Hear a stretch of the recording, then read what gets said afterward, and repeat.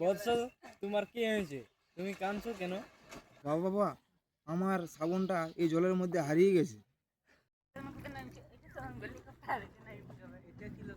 তাহলে এই সাবানটা কি তোমার? না না প্রভু, এই সাবনটা আমার নয়। আমার তো একটা সাধারণ কালো সাবন। বৎস, এই সাবানটা কি তোমার? হ্যাঁ প্রভু, এই সাবনটা আমার। দাঁড়াও বৎস। বৎস, তোমার সততায় আমি খুশি হয়েছি, তাই তোমাকে 3টা সাবান দিলাম।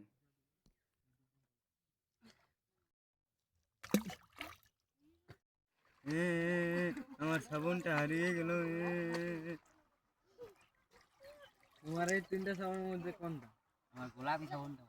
না, তুমি লোভী, তুমি একটাও সাবান পাবে না। হেৎ।